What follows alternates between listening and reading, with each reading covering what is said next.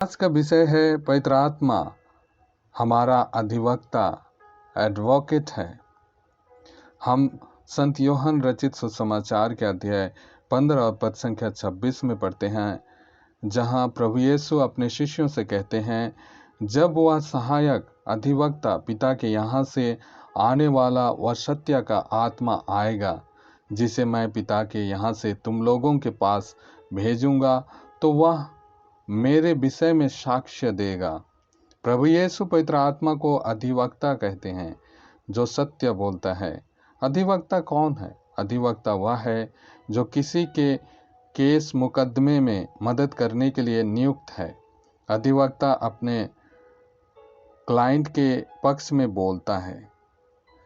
तुम मेरे कारण शासकों और राजाओं के सामने पेश किए जाओगे, जिससे मेरे विषय में तुम गैर यहूदियों को साक्ष्य दे सको। जब वे तुम्हें अदालत के हवाले कर रहे हों, तो यह चिंता नहीं करोगे कि हम कैसे बोलेंगे और क्या कहेंगे। समय आने पर तुम्हें बोलने के शब्द दिए जाएंगे, क्योंकि बोलने वाला तुम नहीं हो, बल्कि पिता का आत्मा है जो तुम्हारे द्वारा बोलता है। संत मत्ती के सुसमाचार अध्याय 10 और वचन 18। बाइबल हमसे कहती है, जब हम विषम परिस्थितियों से गुजरते हैं, तब पवित्र आत्मा हमारे द्वारा बातें करेगा।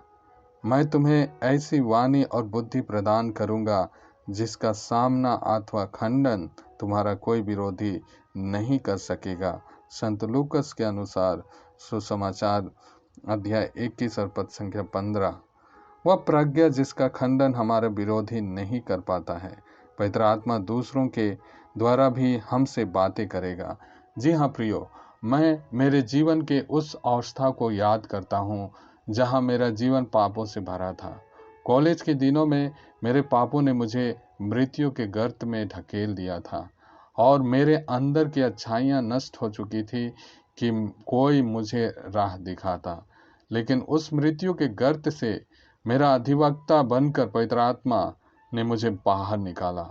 तिस पर भी शैतान मुझ पर दोष लगाता, लेकिन पवित्र आत्मा प्रभु के उन वचनों के द्वारा मुझे बल देता रहता और मुझसे कहता, जो हम दूसरा कुरिन्थियों के पत्र के अध्याय 5 और वचन 17 में पढ़ते हैं, यदि कोई मसीह के साथ एक हो गया है, तो वह नई सृष्टि बन गया है। पुरानी बातें समाप्त हो गई हैं और सब कुछ नया हो गया है। इस प्रकार उसने मेरे जीवन को अंधेरे से उजाले में ले आया। यीशु की स्तुति हो, यीशु को धन्यवाद। हालेलुया। आइए हम प्रार्थना करें। प्रभु, मैं अपनी आत्मा को तेरी ओर अभिमुख करता हूँ। मेरे ईश्वर, मैं तुझ पर भरोसा रखता हूँ। मुझे निराश न कर। मेरे शत्रु मुझ पर हावी न होने पाए।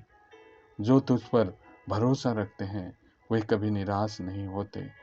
निराश वे होते हैं जो अकारण तुझे त्यागते हैं। आमीन। सबको जय यीशु।